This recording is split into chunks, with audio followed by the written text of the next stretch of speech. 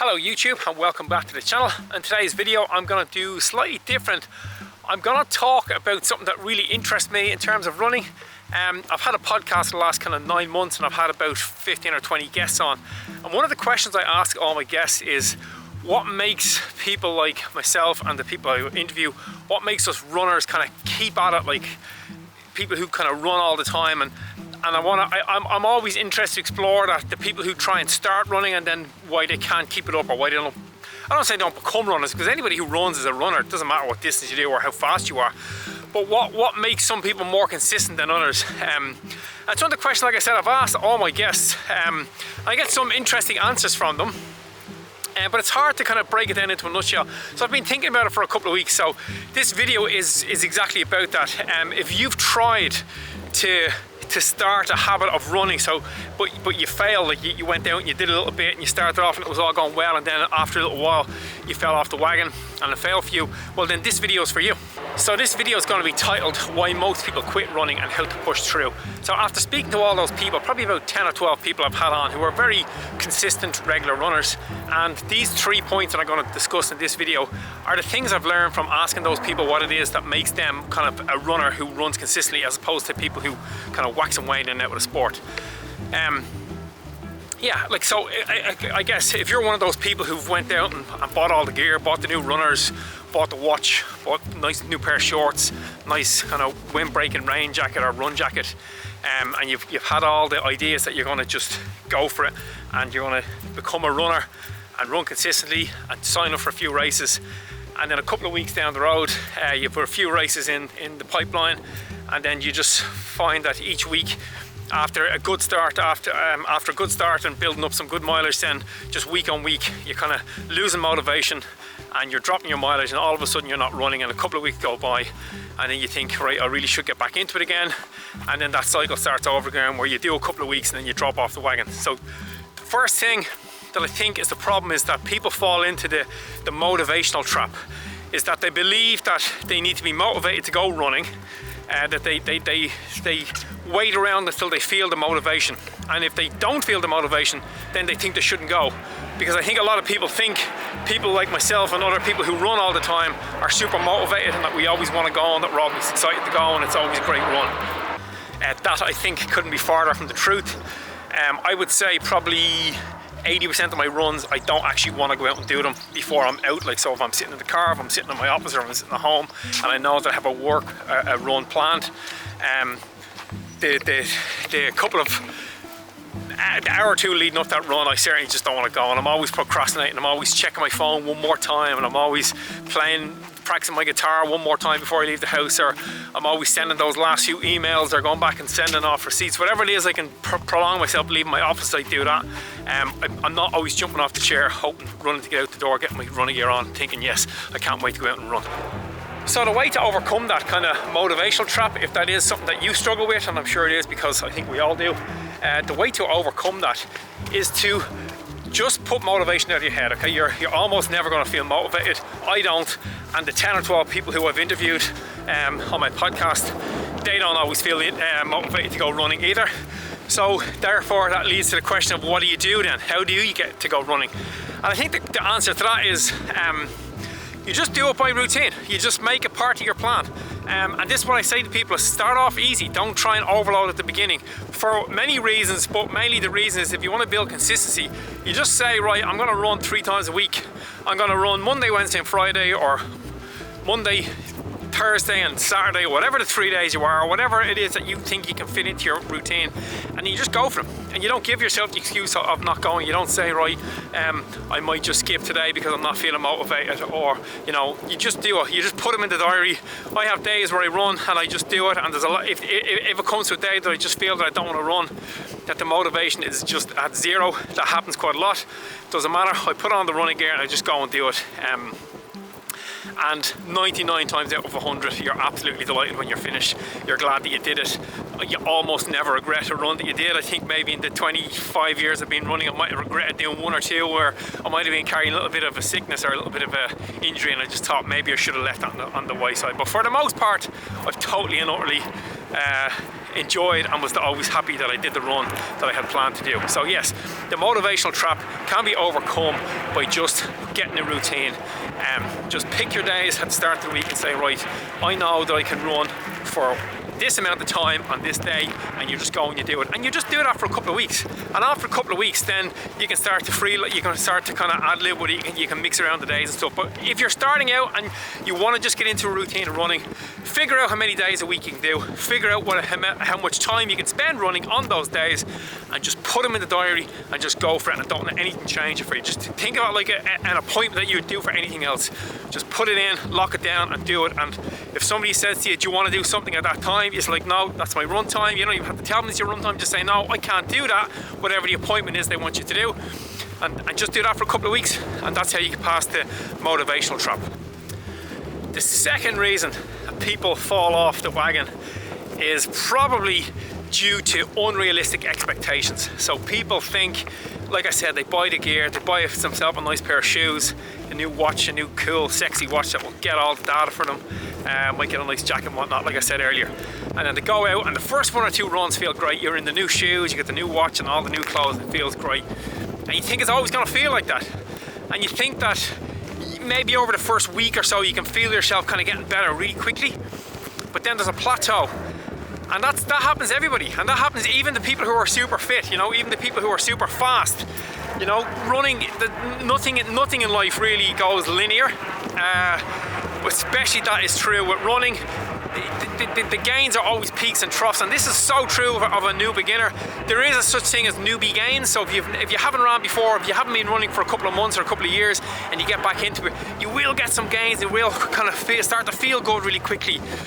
You'll feel good in yourself, and you'll feel the fitness building, but that will die after a couple of weeks, maybe 2 or 3, 4 weeks maximum. And that's when it starts getting hard then, you know. It starts getting to the point where when you want to go out for a run, or you need to go out for a run, and you think to yourself, well, maybe I'll just go to the coffee shop, or maybe I'll just go and meet a friend, or maybe I'll just lie on the sofa and watch the next episode of the cool thing that's on Netflix. And it's fine to do those things, but like I said, if you want to get over that, don't have those expectations. Your expectations in yourself should be that just that you showed up, you got up and you went out and you did it. Quite often when people give up, they're just a little bit away from where they find the little bit of gold dust. I coach a good few people, and I've had people over the years who I've been coaching for. They want to break a specific time in a race, and they'll train for a couple of weeks, a couple of months to get themselves in shape, and they'll have a few good results in the race, and then all of a sudden they don't have a good result, and then they think, that's it, I'm never going to get any fitter. But that's just those are the people who are writing the prefaces of something great. So yeah, don't get caught up in the unrealistic expectations. Like I said, the only expectation you should have in yourself is just that you show up, that you commit, and that you keep going. Because if you get that for a couple of months, so the first one we talked about is just a couple of weeks. If you do this just for a couple of months, it'll start to get really good. It'll start to get to the point where you want to go running. It'll start to get to the point where you don't want to miss your running.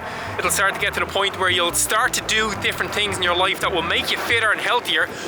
You'll be doing them not because you want to, or not because it's torture, or not because it's, you know, you feel that you should be doing it. You'll do them because you'll want to progress in the sport that you're loving and that you're doing really well in. So yes, don't have unrealistic expectations on yourself too early. There's loads of time, there's loads of races, nothing's going anywhere.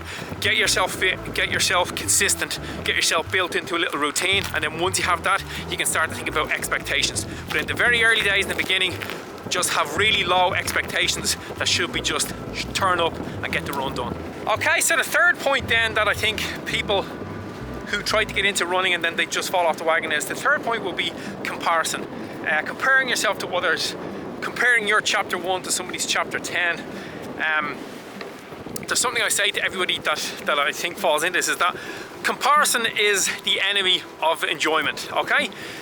When you start off running, when you start off your running career, when you want to get into it, when you want to build up and just become a consistent runner, don't compare yourself to other people. Even if you start running with a friend and your friend is doing better than you, or your friend is doing worse than you, or your friend is faster than you or slower than you, or running more or less, just don't compare yourself. Just go and enjoy it. Stick to what I said. Put your runs in your diary, make sure you get them done, and don't worry too much about what anybody else is doing. You know, you got enough to worry about with just yourself. Just try and enjoy your runs, try and enjoy the journey. Running is not to a destination, okay? Running is a journey, And wherever it takes you, however it takes you, or whenever it takes you, is there for your enjoyment. That's what it should be doing for you. And if the enjoyment goes, that's the time when you want to give up. But like I said, the way to keep going is just to book in those days, those times, and the place you're going to run, and just go with that. I get it myself. Some days I'm out in the park and I'm running and I'm kind of doing an easy run. I'm cruising around, I'm feeling quite good. And somebody who doesn't look particularly fit or healthy kind of cruises past me, and it looks so much easier to them. And I think, how is this such a struggle for me today? And this person's gone by me and they're, you know, they don't look as fit or as healthy as I might have a vision of myself in my head. And sometimes it gets you, but look, you gotta just let it go. Everybody has their own shit to deal with. Everybody has their own road.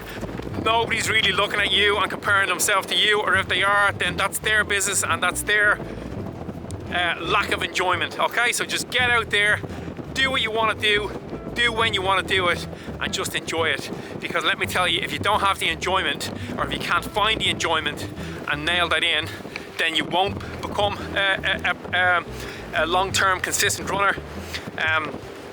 The best way to become that consistent runner is to find enjoyment in whatever it is that you're doing. So yes, look for the enjoyment, take away the comparison. Like I said, there'll be loads of time in the future when you get yourself fit and fast and you get yourself into races. You know, if you join a club, or if you're doing a race, you can compare yourself to your previous races, but comparing yourself to other athletes is always going to lead to disappointment. So just stick to your own road, stick in your own lane, worry about what you're doing, and let other people worry about whatever they want to worry about. But for you, as you start your running career, just worry about getting those runs done each week on those days, the distance or the time that you've set forward, and that's how you're going to break that awful habit of dropping in and out. Or if you're just getting to running first, that's how you're going to build yourself into a good runner. Be consistent, show up, set out the times you want. Don't let people wangle you or change you or rob your time. Don't waste your time. Do what it is you need to do. Get yourself a plan, get yourself a mentor, get yourself somebody you can find that you're kind of benefiting from, or your learnings from, and do all that and you're going to be golden. A couple of months down the road, you're going to be flying as a runner. So here's my secret tip for you all. If you've got this far and you're enjoying what you hear and you think that you can identify with some of this stuff, here's my little tip, okay? Like I said, having spoke to all those people, and I interact with people all the time who are long-term, very good, consistent runners.